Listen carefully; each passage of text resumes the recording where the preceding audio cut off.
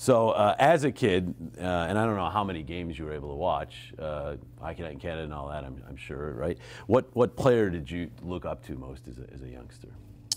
Nick Lidstrom. Nick Lidstrom, a defenseman. Yeah. Interesting. Yeah. Oh, I thought that would been, Nick Lidstrom going this way, that way. Most kids gravitate to the forwards. Did you know you were going to be a defenseman from the get-go? Yes, yeah. You did? Yeah. Never played forward, really? Not really, no. Wow. That's interesting because most kids, when they're really young, it's all about scoring goals, right? It's all about being a forward. Yeah, I mean, what kicked in that led you to defense was your game? Because you're a great skater too. You could have been a forward. Yeah, I mean, I probably pretty well was. People would say that growing up. We had Rover? Yeah. I've been called that a couple times.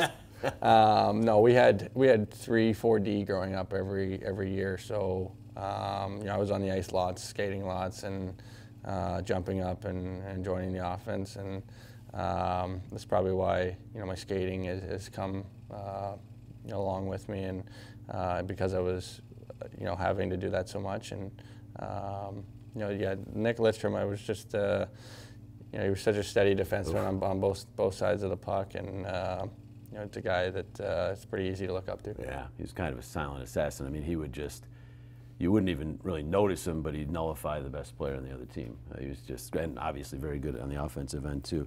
Your funniest current teammate? Well, we got a couple of them. I'm going to go with Lots. Lots? Yeah. Who are some of the others? Rasp's pretty funny. You got some other guys there. TK. Yeah. Different kinds of humor from there's obviously lots of different humor. When I say Philadelphia Flyer fans, what do you think of? Crazy, loud, probably intimidating for other players, opposing players, and their support is just incredible. What do you think of Gritty? He's gritty. He is gritty. It was pretty offensive the other night, though. Some of the guys from the opposing team were saying that they got a gritty win. They can't do that, right? No. You can't do that. If you weren't a hockey player, this might be a tough one for you because you've pretty much said from day one you wanted to be a hockey player, but if you weren't a hockey player, what would you do?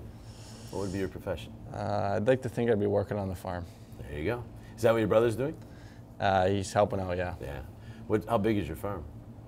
We got 1,200 acres. Wow. Okay. We used to have more, but right now we got 1,200. That's still pretty big. Yeah. Still a lot of work, I'm sure.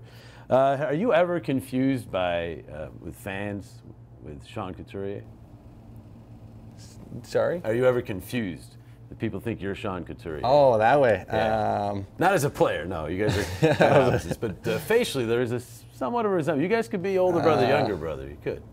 You know what? I've been called a couple different guys, especially on the road. You get fans that want your autograph or something like that. And who else have you been called? Patrick. I don't know. Really? I don't know why I've been called Patrick because I don't got the long hair. But yeah, I've definitely especially I remember early on when I first got drafted, a lot of fans were saying I looked like Coots. Yeah, younger brother. Well, Travis, let's talk about year 2 as an NHLer as opposed to year 1. I know any rookie, it's a learning experience to some degree. Explain the difference between you now as opposed to last year. I would say the biggest thing is more comfortable with my surroundings and what the league's all about. What I'm facing every night, and the guys in the dressing room, the coaching staff, just kind of getting to know everything. And like I said, just feeling a lot more comfortable, being able to kind of be myself and play the game that I want to play. You recently were quoted as saying you're happy with where you're at, but you're nowhere near where you want to be. What do you mean by that? I think by saying that, I'm starting to definitely learn. I went through obviously a big learning curve last year, and made some mistakes and some valuable lessons along the way. And I think just starting to overcome that and figure things out. But by saying that, I think I'm just kind of scratching the surface, and like I said, just figuring out now, and I'm still trying to continue to grow and get better. And I think there's a lot more to give on my part.